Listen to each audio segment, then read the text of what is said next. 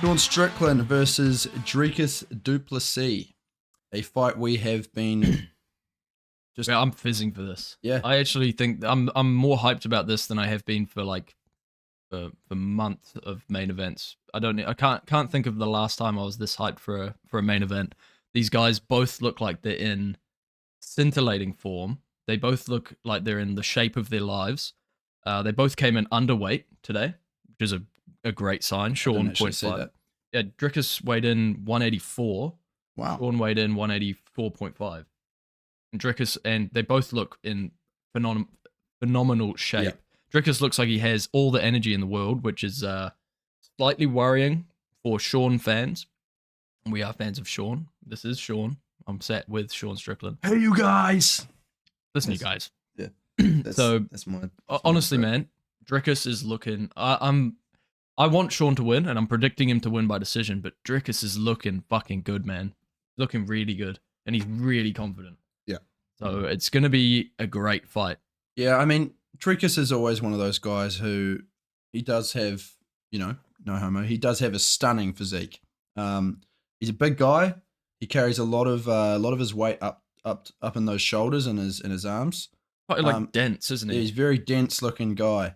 He looks like it would be a bit of a struggle to make 185 at the best of times. Absolutely. But he's shown to us that he gets there, and like you say, he's coming in underweight.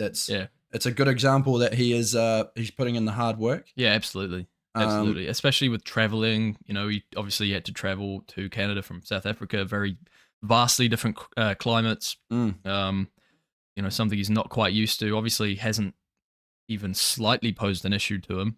Yeah. The mindset he's got of January 20th for them.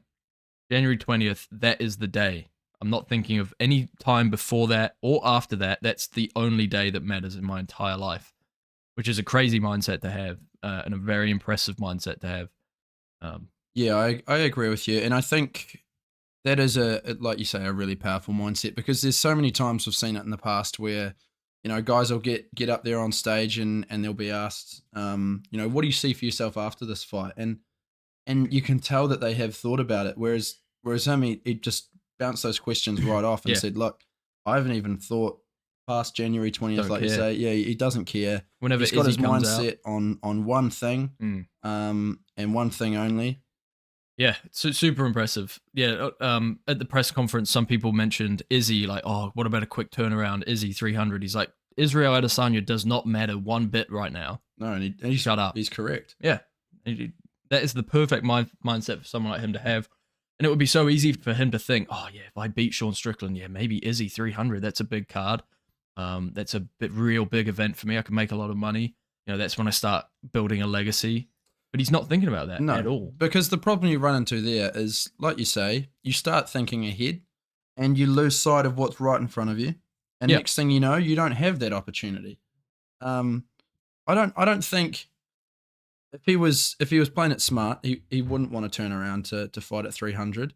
If you're fighting someone like Izzy, you want a good long time to recover after your fight, and you want a good long time to prepare for that next challenge. That is the mastermind that is Izzy in the cage, because he is a very, very talented striker. Oh, absolutely. Manages distance very well, and for someone like Dricus, who was blitzing forward the whole fight, it's going to be a tricky one. Yeah, it's going to be hard to get his hands on him. So, I think Dricus, that's what's next for either of these guys. Whoever wins, Izzy is waiting somewhere in the future, maybe not 300, but that is what's next for both of these guys. But I don't think either of them care to think about that. No. Sean's just there to fight. He always says, I just want to fight. Like, we actually get to fight. This is awesome. To the death. To the death. And Dricus is there to win the fucking championship. And that's all they're thinking about. It's so good. So good. The two best guys on form, in great shape, fired up, ready to go to war. I really liked their moments in the press conference between them. Like, they seem quite cordial towards each other. And then you see them running into each other on Embedded. Yeah. And they're getting up and shaking hands and hugging it out and whatever. And I think exactly. that good to see them bury the hatchet. They could be embedded together, Well, I mean, there's rumors Dricus has been embedded with lots of men. With his dad. With his coach. Yeah. his sister. I don't know. I'm just repeating what other people have said.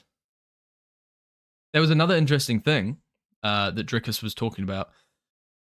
He mentioned Sean's message that Sean. So apparently, after the first press conference, when things got real heated, Sean messaged him and said, "There was anything that I said that you do not want me to go, cross. If there was any line that I crossed that you don't want me to cross again, if you want me to apologize publicly or to your face, whatever, let me know. But if you ever talk about my childhood again, I will kill you." Basically. But Dricus basically said, there is nothing you could say that would even slightly get under my skin. You can call me gay, whatever. I don't care. These are my family members. I'll kiss them. I don't give a shit. Like, I'm very comfortable with my sexuality. This doesn't bother me. Say whatever you want. I'm not insecure about a single thing. Have you seen my girl? Have you seen my girl? Have you seen my girl? My guy. My guy. So yeah, that was an interesting thing. Have you seen my girl? My guy. Yeah, like what one are you talking about? Yeah. Have you seen my girl and my guy? Yeah. It's like he's got a Danny Glover on the side. He's got a big mic at home. Yeah, he's got Big Mike at home. Maybe she is Big Mike. Maybe it's the same person, one and the same. Maybe Dricus Plessis is dating Michelle Obama. I didn't say it, but I was thinking it, and you said it. We all know that Barack is occupied with his chef. He is. Well, not anymore. Oh wait, no, he died. He dealt with that. Yeah, he died in a pond. Big Mike. Was not there to save him, unfortunately. But this is going to be great. I have no idea what's going to happen. I have no fucking idea what's going to happen. I've put Sean down as my pick for decision. Yeah. So I think that's probably the smart pick if you picking with your brain. Yep. That's probably the smart one. But I have no fucking clue what's going to happen. I actually have no idea. Well, I mean, yeah, it's a hard one, eh? Like it's really hard to kind of pick apart Dricus because there has been an obvious lift in his performance since this. Like, is this surgery that he had before the Rob fight really going to be the big difference to his career? Because we saw him gas out against Darren Till, who in recent times hasn't been the biggest threat inside the cage. He got clipped hard a lot. He got clipped hard a lot, and he didn't look like a world championship contender. Then he goes out there against Rob and literally sits him down with a fucking jab. Yeah. Okay? Crazy power on that guy. Crazy power. So, will that carry over 5 rounds? That's the big question. This guy has never seen a fight leave the 3rd round. He's only seen it go to decision once. He won the last 2 rounds.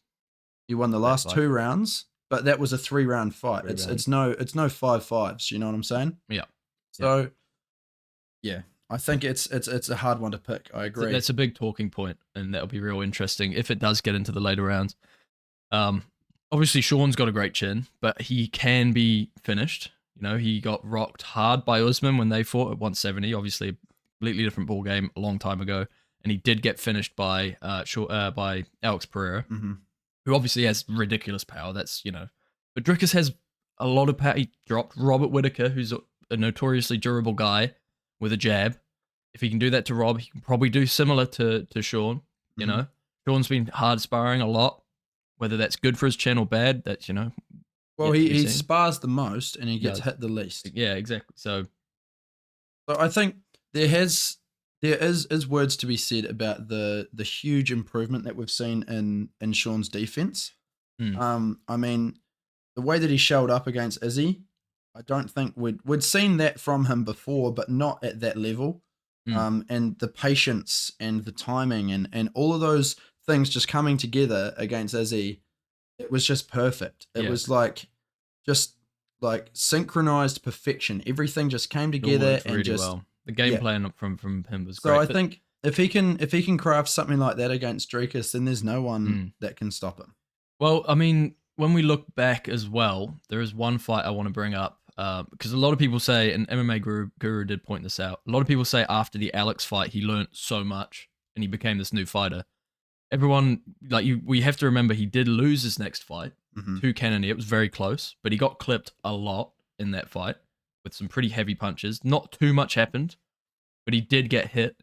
And Cannonier is by no means the same kind of fighter as Dricus. Dricus is more gonna blitz in and try and hit you with 1 or 2 punches out of 7, whereas Cannonier is gonna aim for your head and throw 1 or 2 at a time. So that's interesting. Obviously, Cannonier was able to clip him in that regard. What about a guy blitzing in? If he clips him, he might clip him with 1 or 2 rocket. Yeah, it's pretty up in the air. What I just said didn't really have any answer, but no, it didn't. But I hear where you're coming from. Yeah. Yeah. I mean, the Cannonier fight was very interesting. Sean landed more, but the harder punches were definitely landed by Cannonier. The bigger moments were from Cannonier, and that's kind of what won him the fight. But that was a super close fight, Yeah. Well, and I think the other thing, like, people say that he learned so much after this Alex Pereira fight, and then he did go on to lose that next one against Jared. But I think both of those fights combined, learned a lot from the Jared fight too.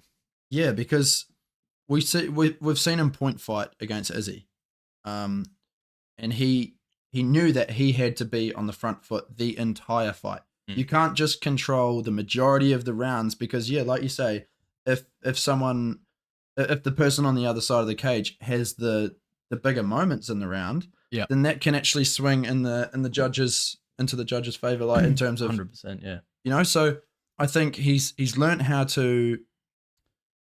lot in terms of defense from the Alex Pereira fight, and then working with Alex Pereira after that, just a very mature thing to do. You know what I mean? Like that's probably not the right word, what I was looking for, but he put his pride aside and was like, this guy managed to knock me out clean. I'm going to go learn from him. Yeah. And the fighter that he is now is, it's very different. No, yeah, 100%. It definitely is. He's learned how to impose himself as well, and which, negates the moments in a fight. For like a good example of moments beating control and point fighting would be that fight with Manfield and Jacoby recently, when Jacoby essentially controlled the whole fight, but he got rocked multiple times, and those moments won him the fight. That was a 3-round fight, but it'll be interesting to see if maybe Sean does try to point fight and control the fight with a jab, with a teep, checking the kicks like he did against Izzy, and he starts winning and winning, but then moments start to come in, and maybe he gets rocked a couple times in a few different rounds. Maybe that could sway things. I don't know. I still think that if Plessis is going to win, he's going to have to finish him. Yeah, and it's going to have to be fairly early, because I think the other thing too is once Sean gets started, his confidence just grows and grows and grows throughout the fight.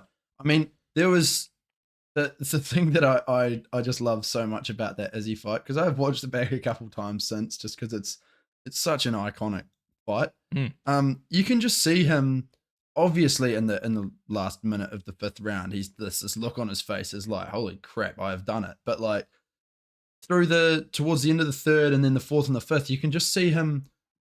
He kind of loosens up a little bit more. He looked very tight, and even the commentary said it at the start of the first. They're like, Sean looks like nervous, and he did look a bit nervous. He looked a bit shaky, and he kind of second guessed a little bit. But yeah, as the fight went on, and as he just kind of felt more and more that this guy hasn't given me anything. He got into his flow state. Yeah. And that's a scary place to be on the other side of that. It is, and I think that's going to play a big factor going into the 3rd, 4th, 5th round. Sean will just become extremely comfortable, and if Dricus hasn't had any big moments up until then, he could just run away with it. Especially if Dricus's gas tank is not up to scratch compared to Sean's. Yeah, it's going to be interesting. It's going to be really interesting. I'm going to be on the edge of my seat the whole time. Oh yeah.